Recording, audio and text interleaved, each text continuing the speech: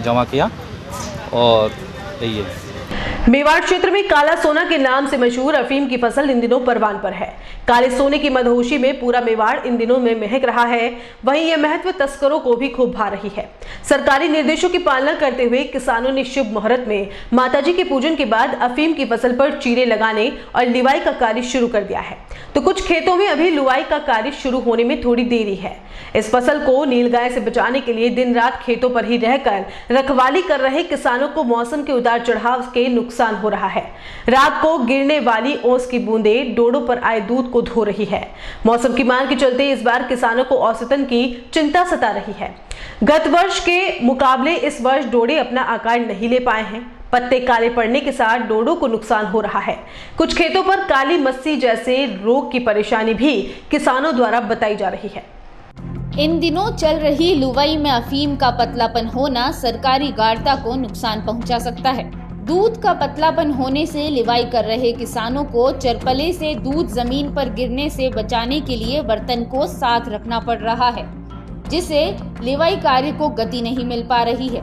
मेवाड़ मालवा के साथ ही हाड़ौती में बोई जाने वाली अफीम की फसल से लुवाई के साथ चीरा लगाने का कार्य करते किसान की परंपरा और नियम सभी को चौंकाते हैं। अभी भी अफीम की फसल के खेतों में जूते पहनकर जाना निषेध है। खेतों में लुवाई और चीरे लगाते समय कोई भी किसान जूते पहनकर खेत में नहीं जाता। किसान गोपाल जाट बताते हैं कि देवी मां के पूजन के बाद फसल में देवी मां का वास होता है। अफीम के खेत में जूते पहनकर जाने पर रोक है। फसल पर लुवाई का कार्य समाप्त होने के बाद मां को विधिवत चूरमे का भोग लगाकर विदा किया जाता है। इसी मान्यता के अनुसार किसान औसत पूरी करता है।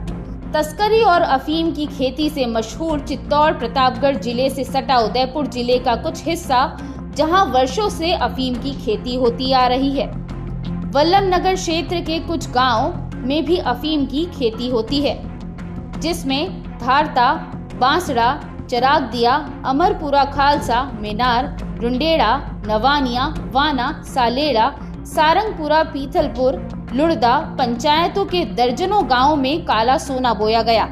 कृषि अधिकारी मदन सिंह शक्तावत ने बताया कि गत वर्ष अफीम की फसल वल्लभनगर क्षेत्र में 115 हेक्टेयर पर बोई गई थी, लेकिन इस बार कम होकर 110 हेक्टेयर पर बोई गई है। कानोड़ के पास पीतलपुरा क्षेत्र में कुछ खेतों में लिवाई का कार्य शुरू हो चुका है, तो कुछ खेतों में 8 या 10 दिनों के बाद शुरू होगा। अफीम की फसल को नुकसान नहीं हो और समय पर उन्हें सलाह देने के लिए सहायक कृषि अधिकारी सहित कृषि पर्यवेक्षक नजर रखे हुए हैं। मोयला कीट पत्ते का रस चूसने से पत्ते काले पड़ने की शिकायत मिल रही है, जिसके निदान के लिए आवश्यक दवाओं का छिड़काव करवाया जा रहा है। अफीम की खेती का काम चालू हो चुका है और इस साल जो बारिश हुई उससे ये अफीम की खेती में काफी नुकसान हुआ है। ये देखो पत्ते खराब हो गए हैं, ये इस तरह के हो गए हैं सारे पत्ते, और इस साल हमारे को बहुत मुश्किल से औसत पूरी करनी पड़ेगी। लुवाई कब से शुरू हो गई है? लुवाई सर 3 दिन हो गए अभी चल रही है। अच्छा, कैसे लुवाई शुरू करते हो आप? कैसे, क्या पूजन वगैरह? कोई पूजन माता जी बिठा रखी है, पूजन करके ही लुवाई स्टार्ट करते हैं और दिन में चीरे लगाते हैं। सुबह फिर ये अच्छी खासी ठंड पड़ती है, ठंड में फिर लोहे का काम चलता है। कितनी बजे से कितनी बजे तक लुवाई करते हो? सुबह 7 बजे से हम 9 बजे तक लूते हैं और दिन में 12 बजे से 5 बजे तक चीर लगाते हैं।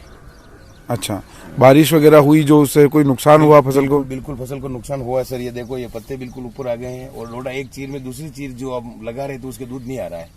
बारिश से अच्छा खासा नुकसान हुआ है सर। कितने लोग लुवाई करते हो आप? सर चीरे लगाते हैं 4 आदमी और लुवाई करते हैं हम 9। हमेशा? हमेशा। कितने दिन चलेगी लुवाई? ये सर 15-20 दिन चलेगी लगभग, छोटी मोटी। इस बार फसल को नुकसान से औसत कम होने का अनुमान भी है? बिल्कुल है साहब, बिल्कुल है। नहीं, ऊपर देखो बादल अभी भी हो रहे हैं तो ये दूध अच्छा नहीं आ रहा है। ये देखो ये अब चीर लगाई, फर्स्ट चीर है तो इसमें तो कम से कम दूध अच्छा आना चाहिए, तो ये इस तरह का आ रहा है। ये चीर से चीर भी नहीं मिल पा रही है। ये सरकार से क्या मांग है आपकी? सर सरकार से मांग यही है कि थोड़ा औसत कम करे तो किसान को बेचारे को फायदा मिलेगा। ये सरकारी कर्मचारियों द्वारा गरीबों के राशन पर हाथ साफ करने के मामले में उदयपुर का रसद विभाग लगातार वसूली में जुटा हुआ है। उदयपुर में करीब 2500 कर्मचारी चयनित हुए थे, जिन पर सरकारी तनख्वाह लेने के साथ ही गरीबों के लिए आए राशन को लेने की जानकारी मिली। ऐसे में रसद विभाग ने इनसे वसूली शुरू की और अब तक करीब 3 करोड़ 25 लाख रुपए की वसूली की जा चुकी है। रसद अधिकारी ज्योति ककवानी ने बताया कि खेरवाड़ा और बड़गांव ब्लॉक में अभी तक ऐसे कर्मचारियों को नोटिस जारी नहीं हुए हैं। ऐसे में अगले 1 महीने में करीब 2 करोड़ रुपए की वसूली करने का भी लक्ष्य रखा गया है। ज्योति ककवानी ने बताया कि यदि कर्मचारी राशि जमा नहीं कराता है तो उसके खिलाफ विभागीय कार्यवाही के साथ कानूनी कार्रवाई भी की जाएगी। तो उनको लेकर ही सरकारी अफसर नहीं है, मतलब हर तरह के कार्मिक हैं, लाइनमैन भी है, सरकारी अध्यापक भी हैं, दूसरे तरीके के भी कार्मिक हैं, इवन संविदा कार्मिक भी थे। तो क्योंकि सर्वे में इस तरीके से आया कि ये मतलब सरकारी कर्मचारी, तो हमने 2 तरीके से हमें ये डाटा मिला था। एक तो हमें विभाग ने ये डाटा उपलब्ध कराया था, तो जो जिन आधार नंबरों से राशन भी उठ रहा